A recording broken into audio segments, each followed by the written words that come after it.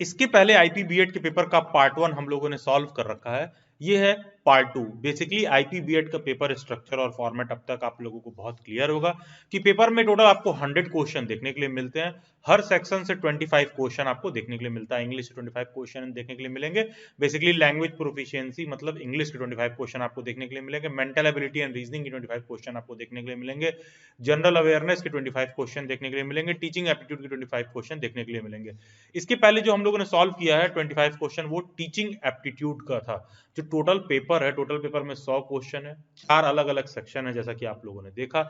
इसके पहले पार्ट 1 वाले में जो सेक्शन 1 है टीचिंग एप्टीट्यूड हम लोगों ने सॉल्व कर रखा है। उसी तरह 2024 के प्रीवियस ईयर पेपर में जो पार्ट 2 था वो रीजनिंग के टोटल 25 क्वेश्चन आपको देखने के लिए मिलेंगे, क्वेश्चन नंबर 26 से 50। ये वीडियो लेक्चर है, ये जो वीडियो लेक्चर आप देख रहे हो ये बेसिकली पार्ट 2 है, जहां पर हम मेंटल एबिलिटी एंड रीजनिंग के क्वेश्चन को सॉल्व करेंगे। बाकी के ये चारों वीडियो लेक्चर्स को सीक्वेंस में देखने के लिए आपको चैनल के प्लेलिस्ट में जाना है। आईपीबीएड 2025 वाले प्लेलिस्ट में सभी आईपीबीएड के 2024 के पेपर 4 अलग अलग पार्ट में सॉल्व एकदम सीक्वेंस में आपको देखने के लिए मिल जाएंगे। और किसी को भी आईपीबीएड से लेकर कोई भी डाउट और क्वेरी होगा तो पूरा इंटरनेट पर one of the best, one of the oldest, one stop destination है ये प्लेलिस्ट आईपीबीएड 2025। इस प्लेलिस्ट में सभी आपको आईपीबीएड के रिगार्डिंग इन्फॉर्मेशन, आईपीबीएड के क्वालिफाइड स्टूडेंट्स के साथ डेली बाइट्स का मीट, वो सारा कुछ आपको देखने के लिए मिल जाएगा। इनफैक्ट लास्ट ईयर में जो आईपीबीएड के जिस कैंडिडेट ने टॉप किया था, आईपीबीएड स्पेशल एजुकेशन में जो कैंडिडेट ने टॉप किया था, दोनों डेली बाइट से ही पढ़े हुए थे, उनका भी क्वालिफाइड आपको पॉडकास्ट इंटरव्यू वगैरह देखने के लिए मिल जाएगा, जिससे कैसे प्रिपेयर करें एंड ऑल चीजें थोड़ा आपको क्लियर रहेंगी। तो आ जाते हैं मेंटल एबिलिटी एंड रीजनिंग के क्वेश्चन 1 पर। क्या कह रहा है कि किसी कोड में अगर ये लिखा हुआ है तो इसका क्या मतलब है। सिंपल सा तरीका है, कोड को डिकोड कर लो। जी के बाद क्या आता है एच, ए के बाद क्या आ रहा है बी, एल के बाद क्या आ रहा है एम, आई के बाद क्या आ रहा है जे, बी के बाद क्या आ रहा है सी। तो उसी तरह टी के बाद क्या आएगा यू, आई के बाद क्या आएगा जे, जी के बाद क्या आएगा एच, ई के बाद एफ एंड आर के बाद एस। ये सिंपल सा ऑप्शन ए होगा। Next question, in a certain cricket tournament 45 matches were played, each team played once against each of the other teams, the number of teams participate in the tournament. देखो अगर paper में total 25 reasoning के question है ना, आपका target होना चाहिए कि मिनिमम हमको 20 से 22 क्वेश्चन सही करना है। क्यों ये बात कह रहा हूं, क्योंकि कुछ क्वेश्चन ऐसे होंगे ना जो बच्चे पहली बार रीजनिंग पढ़ रहे होंगे, उन लोगों को ज्यादा प्रैक्टिस चाहिए, वो लोग इस तरह के क्वेश्चन डायरेक्टली नहीं सॉल्व कर पाएंगे। कई जगह परम्यूटेशन, कॉम्बिनेशन, प्रोबेबिलिटी, इस तरह के भी कॉन्सेप्ट्स आपको देखने के लिए मिल जाएंगे। वैसे तो ये सिंपल सा है कि let the number of teams participated be x, ठीक है। तो सिंपल सा इक्वेशन बन जाएगा x into x minus 1/2 is equal to 45। तो इक्वेशन बन जाएगा x square minus x minus 90 is equal to 0। तो आप सॉल्व करोगे तो ये हो जाएगा एक्स इज इक्वल टू 10 और एक्स इज इक्वल टू -9। कुछ लोगों का इस तरह से इक्वेशन सॉल्व करने अगर स्पीड वगैरह को लेकर नहीं स्मूथ है, जो लोग रीजनिंग बैकग्राउंड से नहीं है, तो आप इस तरह के क्वेश्चंस को पेपर में एक पल के लिए इग्नोर कर सकते हैं। आप बाकी का सॉल्व करिए, इस तरह के क्वेश्चन से गुत्थे सुलझाने की कोशिश मत करिए।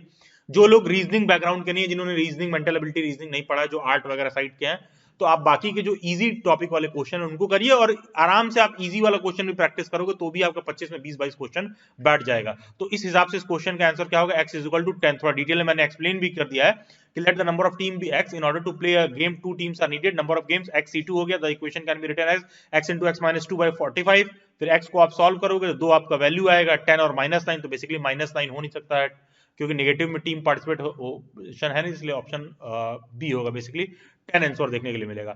The missing number in the series, जैसे ये वाला है, जैसे देखिए इसके पहले आपने ये क्वेश्चन सॉल्व किया, ठीक है, इसके पहले आपने ये क्वेश्चन सॉल्व किया, ये कोई बच्चा रीजनिंग बैकग्राउंड का नहीं है, 2 दिन प्रैक्टिस करोगे हो जाएगा। ये वाला क्वेश्चन ये है, ऐसा है कि थोड़ा आपको प्रैक्टिस होना चाहिए, लेकिन एग्जाम में मैं आपको कह रहा हूं कि आप 20 से 22 क्वेश्चन भी सही कर रहे हैं तो भी आपको आराम से एससीईआरटी मिल जाएगा। ये जो एक्सप्लेनेशन वगैरह दिया था, जिनको नहीं समझ में आ रहा है, रीजनिंग बैकग्राउंड के नहीं है, तो उनको पढ़ने के बाद भी इजीली नहीं समझ में आएगा। लेकिन अगेन देखो क्वेश्चन नंबर 3 देखो रीजनिंग का, ये इजी क्वेश्चन है। इस तरह के क्वेश्चन में आपको केवल कॉमन सेंस यूज करना है। आप आर्ट साइंस बैकग्राउंड से भी हैं तो बहुत इजीली जो है इसको कर सकते हैं, अगर आप मैथ्स बैकग्राउंड के नहीं है तो। अब देखो इस क्वेश्चन में क्या है, 40 इंटू 3 हो गया 120, 120 का आधा हो गया 60, 60 इंटू 3 हो गया 180, 180 का आधा हो गया 90, 90 इंटू 3 हो गया 270, 270 का आधा हो गया 135। तो यहाँ पर option number B 270 will be the right answer, ठीक है। इस तरह के बेसिक क्वेश्चंस आईपी में देखने के लिए मिलते हैं जो आप इजीली सॉल्व कर सकते हो। क्या रहा है, the odd number from 1 to 45 which are exactly divisible by 3 are arranged in an ascending order, the number at the 6th position. मान लो तुम एकदम रीजनिंग बैकग्राउंड के नहीं हो, तुम पहली बार पढ़ रहे हो, भैया पहले तो तुम समझ लो ऑड नंबर और इवन नंबर क्या होता है। इवन नंबर वो नंबर होते हैं जो 2 से डिविजिबल होते हैं, ठीक है। जो नंबर 2 से डिविजिबल नहीं है वो ऑड नंबर है। तो मान लो तुम शुरू किए यहां से ऑड नंबर, मान लो तुम शुरू किए 2 इवन हो गया, 3 ऑड हो गया, 4 इवन हो गया, 5 ऑड हो गया, 6 इवन हो गया, 7 ऑड हो गया, 8 इवन हो गया, 9 ऑड हो गया। तो बेसिकली ये सब ऑड नंबर्स हैं, ठीक है।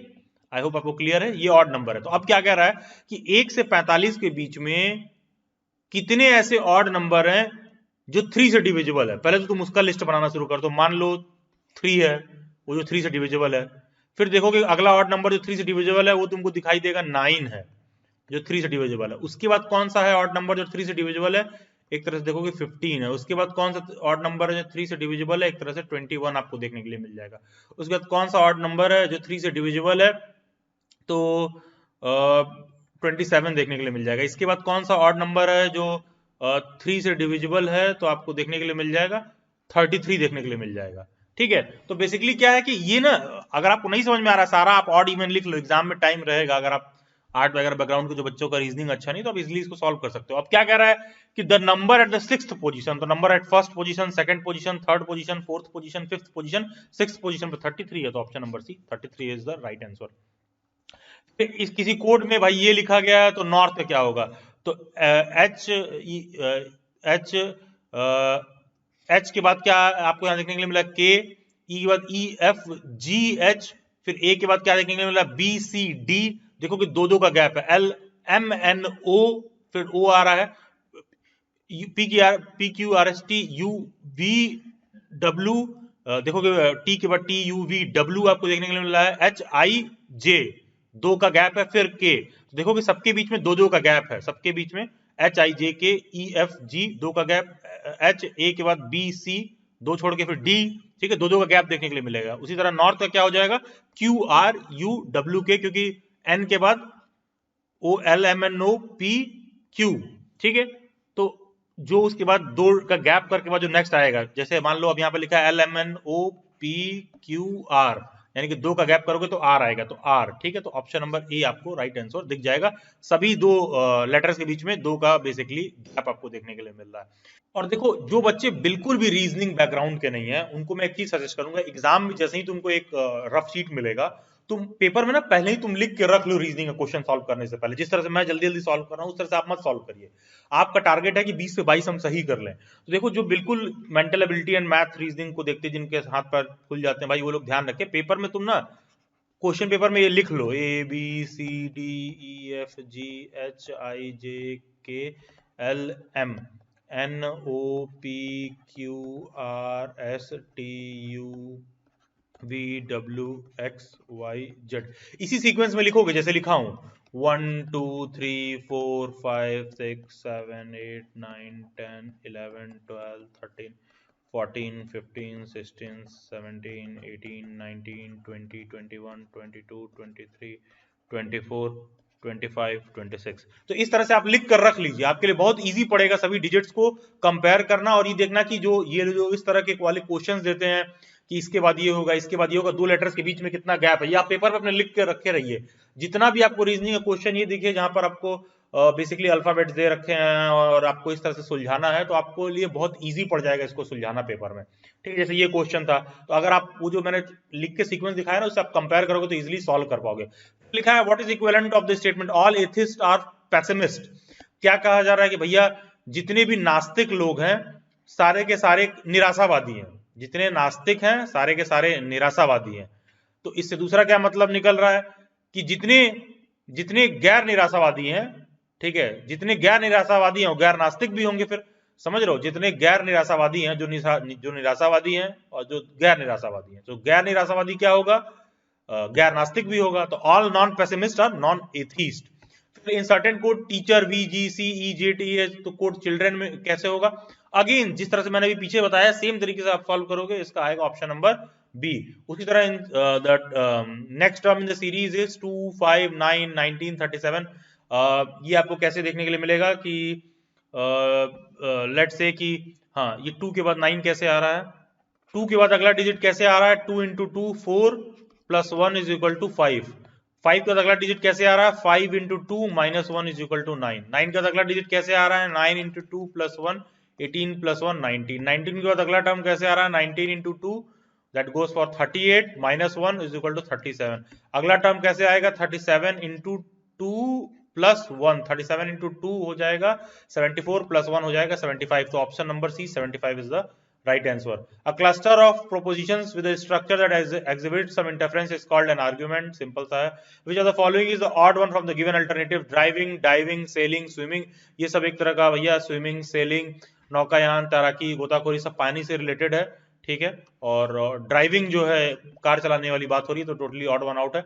In certain code, deer is coded at 7, beer as 9. What should be the code of x? Again देखो, मैंने बोला ना, जो बच्चे mental ability and reasoning background के नहीं है उनको इस क्वेश्चन में दिक्कत हो जाएगा। जिस तरह से क्वेश्चन नंबर 2 आपको कठिन दिख रहा था, उसी तरह ये क्वेश्चन भी आपके लिए सॉल्व करना इतना इजी नहीं है, लेकिन इसको आसान तरीके से मैंने सॉल्व करने की कोशिश की। आपको करना क्या है ना, आप देखो कि डी का पोजीशन क्या है, ई का पोजीशन क्या है, ए का पोजीशन क्या है, न्यूमेरिक वैल्यू में जो मैंने अभी आपको पीछे ए बी सी डी लिख के दिखाया था। तो अगर आप उसको सॉल्व करोगे तो आप देखोगे कि ए का पोजीशन क्या है, 1 2 3 4 ऐसे ऐसे करके जेड तक 26 तक जा रहा है।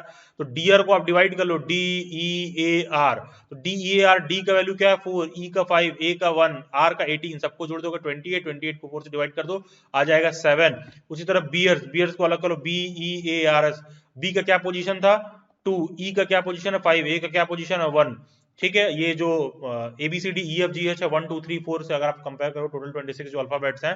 तो उसी तरह आर का क्या है 18, एस का क्या है 19, टोटल जोड़ोगे 45, 45 को आप 5 से डिवाइड करोगे, 5 क्यों डिवाइड करोगे, जैसे डीयर में 4 है, बीयर में 5 है, तो 45 को 5 से डिवाइड करोगे तो 9 आ जाएगा। डब्ल्यू ए एक्स वैक्स में 23 प्लस 1 प्लस 24, 48 को 3 से डिवाइड करोगे आ जाएगा 16। तो इसलिए सही ऑप्शन क्या होगा, ऑप्शन नंबर सी 16 देखने के लिए आपको मिलेगा। बाकी का टीचर एजुकेशन रिसोर्स वाले आप टेलीग्राम ग्रुप में ज्वाइन कर सकते हो, जहां पर आपको पेपर का पीडीएफ मिल जाएगा। नीचे दिए गए व्हाट्सएप ग्रुप से भी आप जुड़ सकते हैं सभी आईपीपीएड से रिलेटेड अपडेट के लिए। In certain code language, pat zu sim means eat good mangoes, puss sim tim means mangoes and sweets, tim zoo kit means purchase good sweets, which word is code means good zoo। ठीक है, इस तरह question कैसे सुलझाया जाता है exam में, देखो भाई इसको ना तुम एकदम यहीं पर ऐसे लिख लोगे, पैट जू सिम, इसका क्या मतलब होता है, ईट गुड मैंगोज, ऐसे करके लिखोगे पेपर में, ठीक है। फिर यहां क्या लिखोगे, पुश सिम टिम, इसका क्या मतलब होता है,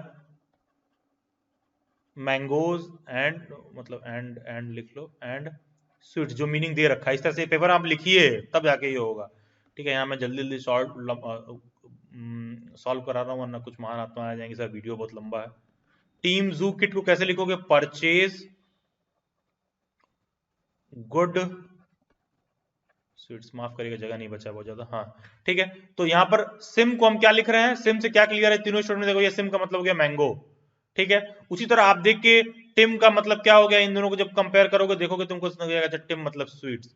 तो उसी तरह गुड का मतलब क्या हो जाएगा, जू, ठीक है। यहां से देखो आपको निकल जाएगा, क्योंकि आपको ये पता चल जाएगा परचेज का क्या है, ठीक है। जब आप तीनों को कंपेयर करोगे तो सॉल्व कर पाओगे, तो गुड का होगा जू। इन certain code 786 means study very hard, देखो भाई अगेन वही तरीका अपनाओगे, 786 का मतलब है स्टडी, पेपर पे लिखो वापस से ना, मुंह से मत सॉल्व करिए, जो बच्चे रीजनिंग बैकग्राउंड के लिए पूरा लिखो। 786 का मतलब है स्टडी वेरी हार्ड, 958 का मतलब है हार्ड वर्क पेज, ठीक है। 645 का मतलब है स्टडी एंड, देखो आपको समझाने के लिए मुझे इतना लिखना पड़ रहा है यार, इतना इसको करने की जरूरत नहीं है उतना, ठीक है। तो अब देखो क्या, study and work, hard work page, study very hard. तो अब इसमें तुम ये देख के निकाल सकते हो कि भैया अच्छा इन तीनों में क्या कॉमन वर्ड है, हार्ड, हार्ड, इसका मतलब हो गया कि हार्ड वाले का कोड होता है 8, ठीक है। हार्ड वाले का कोड है 8। उसी तरह अब क्या लिखा है, स्टडी वेरी हार्ड, यहां क्या लिखा है, study and work, study very hard, study and work. तो इन दोनों में क्या कॉमन है, स्टडी स्टडी, क्या कॉमन है 6। तो वेरी के लिए क्या बचेगा 7।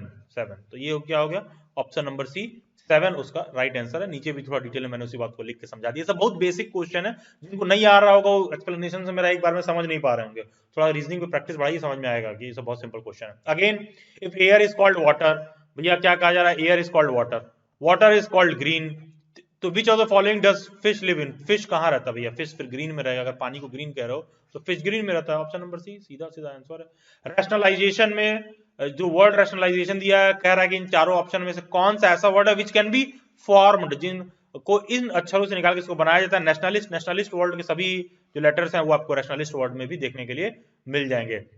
If all number from 7 to 59 which are divisible by 3 are arranged in descending order, again जो इसके पहले हम लोगों ने सॉल्व किया था, जहां पर मैंने बोला था कि जो रीजनिंग बैकग्राउंड की नहीं एक एक चीज लिख के सॉल्व करी तो आपके पास पेपर में इतना टाइम रहेगा आईपी के, आराम से पेपर में सॉल्व करिए, 2 घंटे का पेपर होता है, आराम से सॉल्व कर लोगे।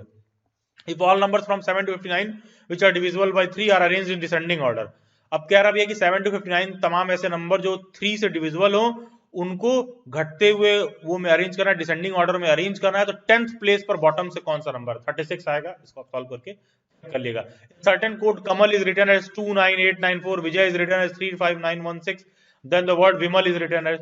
अब देखो इसमें बहुत दिमाग नहीं लगाना है, ये सीधा सीधा कह रहा है कि के का कोड 2 है, ए का कोड 9 है, एम का कोड 8 है, ए का कोड अगेन ए का कोड 9 है, एल का कोड 4 है। उसी तरह विजय में बता रहा है कि वी का कोड 3 है, वाई का कोड 6 है। इसी तरह सब लेटर से कोड दिए होते, सबसे विमल का कोड क्या होगा 35894, सिंपल सा क्वेश्चन है। फिर क्या कह रहा है कि बेसिक पास्कल में है तो फोर्ट्रेन कंप्यूटर क्वेश्चन है। फोर्ट्रेन का मतलब होता है फॉर्मूला ट्रांसलेशन, फोर्ट्रेन क्या होगा कोबोल। इसके लिए लूसेंट जीके का आप कंप्यूटर वगैरह पढ़ोगे तो आपको बेसिकली समझ में आ जाएगा क्या कहा जा रहा है। उसी तरह यहाँ पर क्या कहा जा रहा है कि नेक्स्ट मिसिंग टर्म क्या है, ठीक है। तो JELHOLSQ, सिंपल सा EFG, हाँ देखो एक सेकंड, इन दोनों के बीच में गैप देखो, EFG के बाद आता है H, H के बाद क्या आता है HIJKL, 3 के गैप है। फिर L के बाद क्या आता है LMNOP, तो देखोगे पहले 2 का गैप, 3 का गैप, 4 का गैप। उसी तरह Q के बाद 5 का गैप, तो क्या होगा W। उसी के बाद J का भी ऐसे देखिए कि कितना कितना गैप है, तो आप सीधे सॉल्व करोगे तो देखने को मिल जाएगा x, क्योंकि देखोगे 2 3 4 करके ऐसे बढ़ रहा है, तो x W is the right answer. फिर क्या है BFCHHOLT, मिसिंग टर्म क्या है, सेम उसी तरीके से आप सॉल्व कर लोगे, आ जाएगा EK। फिर क्या है कि पैटर्न कंप्लीट करिए, 20 19 17 डैश है, 10 है, 5 है। इसको सॉल्व करने का तरीका क्या है कि भाई देखो 20 में से 1 गया तो हो गया 19, 19 में से 2 गया तो हो गया 17, 17 में से 3 गया तो हो गया 14, 14 में से 4 गया तो हो गया 10। तो भाई सीधा आंसर है ऑप्शन नंबर बी 14, ठीक है। इस तरह के क्वेश्चन प्रैक्टिस करेंगे हो जाएगा, बहुत सिंपल से क्वेश्चन है यार। If eraser is called box, ठीक है, box is called pencil, pencil is called sharpener. Pencil को क्या कह रहे हो शार्पनर, तो बच्चा किससे लिखेगा पेंसिल से लिखेगा ना, तो पेंसिल को शार्पनर कहते हैं, तो बेसिकली ऑप्शन है शार्पनर, ठीक है। उसी तरह ton, kilogram, quintal, gallon, gallon यार लिक्विड वाले किसी भी चीज को मेजर करने के लिए यूज होता है। टन, किलोग्राम, क्विंटल, देखोगे ये नॉर्मल किसी तरह भी नॉर्मल वेट कर रहे हो उसको, और गैलन वाला आपको लिक्विड वॉल्यूम वगैरह लिक्विड वाली चीजों को मेजर करने के लिए यूज होता है गैलन। तो ये gallon totally odd one out है, ठीक है। उसी तरह नेक्स्ट में से आप ऑड वन आउट निकालिए, 2 5 10 17 26 37 50 64। देखो कि 64 एक ऐसा नंबर है जो किसी नंबर का स्क्वायर है, बाकी कोई भी ऐसा नंबर नहीं है जो किसी नंबर का स्क्वायर है, 64 होगा। उसी तरह नेक्स्ट क्वेश्चन कह रहा है कि सीरीज में से एक वर्ड मिसिंग है, तो भैया ये 5 का स्क्वायर है, 6 का है, 7 का है, उसी तरह 9 का स्क्वायर है, 11 का है, और ये आपको 13 का स्क्वायर है, और ये 15 का स्क्वायर है। क्या देखने के लिए मिल रहा है, जितने भी स्क्वायर हैं सारे देखोगे ऑड टर्म है एक्सेप्ट 36, तो 36 ऑड हो जाएगा। तो देखो मैंने बोला ना कि पेपर में ना अगर तुम मेंटल एबिलिटी रीजनिंग बैकग्राउंड के लिए 2-3 क्वेश्चन ऐसा रहेगा कि तुम नहीं कर पाओगे, लेकिन बाकी का 20 से 22 क्वेश्चन जरूर ऐसा है ना कि तुम्हारा ढंग का प्रैक्टिस है तो तुम पूरा पूरा कर लोगे। आधे से ऊपर क्वेश्चन तो केवल और केवल सीरीज के थे, और केवल ABCDEFGH के बीच में भैया किस तरह से गैप बना हुआ है, केवल आपको उसको सुलझाना है, उस गुत्थी को सुलझाना है, इससे ज्यादा इसमें बहुत ज्यादा फिर करने की जरूरत नहीं है। उतना 20 क्वेश्चन आपको टोटल हो जाएगा। तो ये टोटल 25 क्वेश्चन से मैंने उसको सॉल्व करा दिया, पेपर PDF के फॉर्म में आपको वहीं देखने के लिए मिल जाएगा। बाकी आप डेली बैट्स की प्रिपरेशन क्लासेस में ज्वाइन करते हो तो daily bats dedicated faculty, daily bats के one of the most qualified faculty, government teacher भी हैं IPBED में, वो आपको रीजनिंग की क्लासेस कराती हैं। ये सब जितना भी बेसिक चीज है बहुत ढंग से वो सिखाएंगी। आराम से पेपर में 25 में आप आराम से 22 नंबर आराम से स्कोर कर लोगे, और इजीली आप SCRT में मेक थ्रू कर सकते हैं। उसके बाद भी कोई डाउट और क्वेरी है आप मेरे से इंस्टाग्राम पर जुड़ सकते हो, जिसका लिंक डिस्क्रिप्शन बॉक्स में दिया हुआ है, या फिर ये यूजर आईडी डायरेक्टली इंस्टाग्राम पर सर्च करिए। बाकी के सभी social media handles link description box में दे रखे होंगे। Do join them, God bless you all, best wishes.